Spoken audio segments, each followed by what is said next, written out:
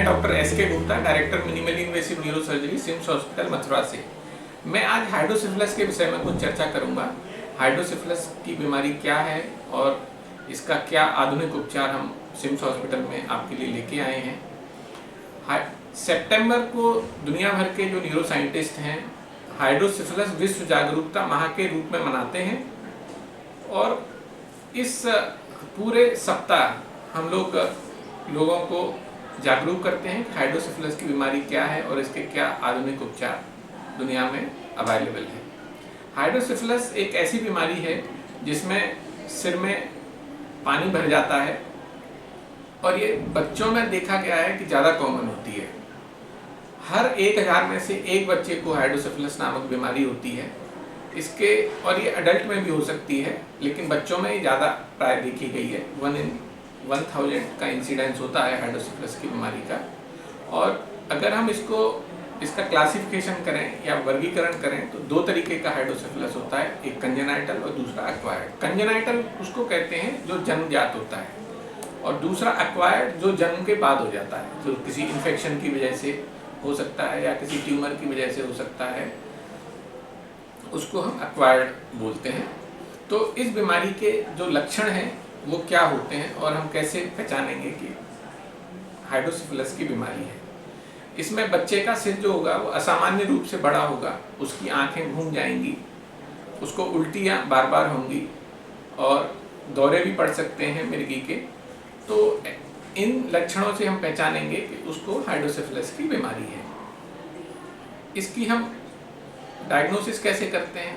एक तो इसकी डायग्नोसिस होती है क्लिनिकल होती है, सर का जो आकार होता है वो सामान्य रूप से अधिक होता है। दूसरा, फिर हम सीटी स्कैन और एमआरआई करते हैं, उससे हम और सीएसएफ की जांच करते हैं, उससे हम पता लगा लेते हैं कि ये हाइड्रोसिफिलिस जन्मजात है या एक्वायर्ड है, वो जन्म के बाद हुआ है।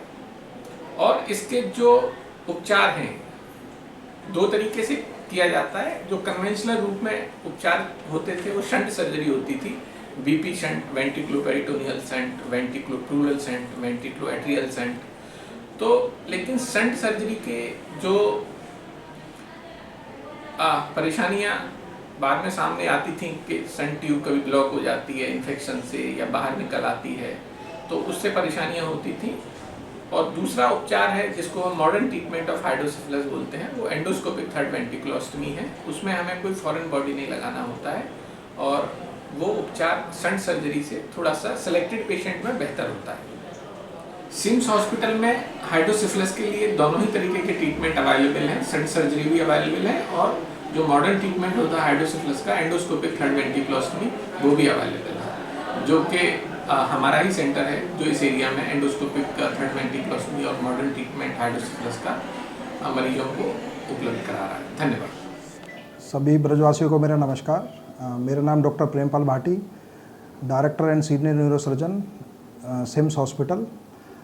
आज जैसा कि हम सब मेडिकल क्षेत्र में वर्ल्ड हाइड्रोकेफलस डे मनाया जा रहा है, सभी लोगों के लिए एक अवेयरनेस के लिए हम अवेलेबल करा रहे हैं।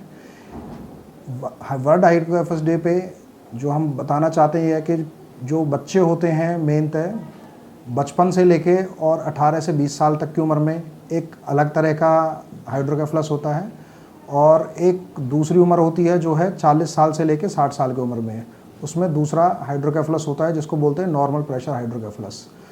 जो बच्चों में मूलतः जो हम देखते हैं कि बच्चों का सिर बड़ा हो जाता है, वो जो उम्र होती है वो बचपन में 1 महीने से लेके और 2 साल तक जो सिर बड़ा हमें दिखाई देता है, उसका कारण यही होता है कि जो बच्चे के ब्रेन में एक पानी होता है जिसको हम बोलते हैं वेंट्रिकल।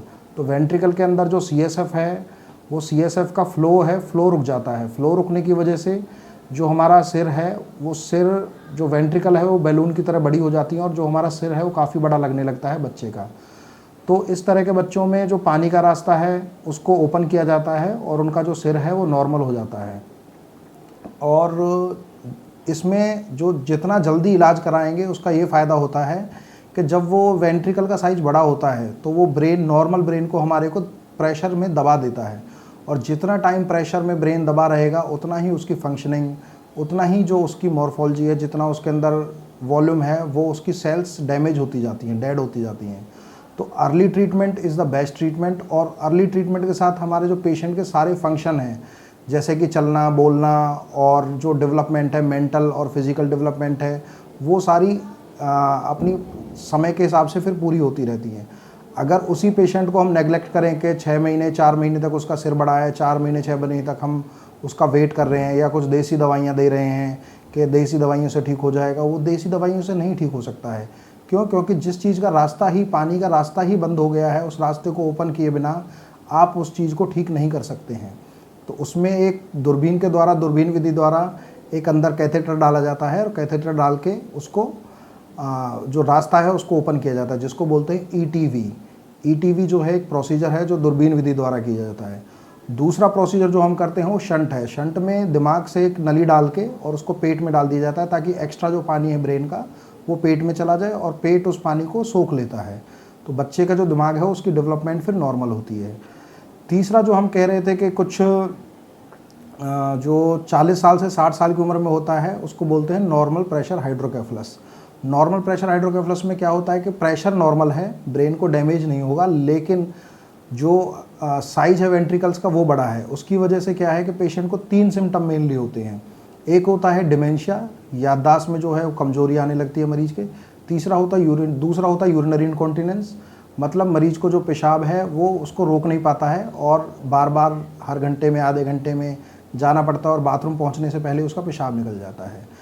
तीसरा जो है वो है एटेक्सिया। एटेक्सिया होता है कि चलने में लड़खड़ाहट आना, मतलब जब पेशेंट को, कोई भी मरीज़ है जो 50 साल की उम्र के आसपास है, 60 साल की उम्र के आसपास है और उसमें ये तीनों सिम्टम मिलते हैं कि उसको याददाश्त भी कमज़ोर होती जा रही है, उसका पेशाब का कंट्रोल भी कमज़ोर होता जा रहा है और चलने में भी उसको दिक्कत आनी शुरू हो गई है, तो हम मानते हैं कि ये नॉर्मल प्रेशर हाइड्रोकेफलस है। और इसमें एक हम प्रोग्रामेबल शंट डालते हैं। प्रोग्रामेबल शंट क्या होता है कि वो एक तरह का शंट होता है जिसका प्रेशर हम बाहर से कम ज़्यादा अपने हिसाब से मैग्नेट के द्वारा, मशीन के द्वारा उसके प्रेशर को हम कम ज़्यादा कर सकते हैं। और जब इस तरह के ऑपरेशन किए जाते हैं, जो शंट, प्रोग्रामेबल शंट डाला जाता है, वो पहले सुविधा केवल मथुरा से बाहर थी, आगरा से बाहर थी, दिल्ली में थी। अब वो सुविधा मथुरा में भी हमारे पास है, प्रोग्रामेबल शंट हमारे पास अवेलेबल हैं और वो प्रोग्रामेबल शंट डाल के हम मरीजों को उस चीज़ से फ़ायदा भी पहुंचा रहे हैं। और ये शंट डालने के बाद जो है मरीज में रिकवरी जो है पूरी तरह से होती है, पूर्णतः रिकवरी होती है। उसकी याददाश्त भी रिकवर होती है, चलने में भी उसको आराम मिल जाता है और पेशाब पे कंट्रोल भी उसका ठीक हो जाता है। तो प्रोग्रामेबल शंट की सर्जरी के लिए अब बाहर जाने की ज़रूरत नहीं है, ये सर्जरी अब मथुरा में ही उपलब्ध है। ईटीवी की सर्जरी जो हमने बच्चों में बताया था कि बिना शंट के, दूरबीन विधि द्वारा, बिना शंट डाले दूरबीन विधि द्वारा जो सर्जरी करते हैं ईटीवी, वो भी हमारे यहाँ पर सिम्स हॉस्पिटल में उपलब्ध है। तो आपसे अनुरोध है कि कोई भी अगर ऐसा बच्चा आपको दिखाई दे और कोई भी इस तरह का 50-60 साल वाले आदमी आपको दिखाई दें तो उनको एक बार ओपीडी में ओपिनियन कराएं और उनको इन सभी सुविधाओं से आप उनका लाभ उठाएं। धन्यवाद।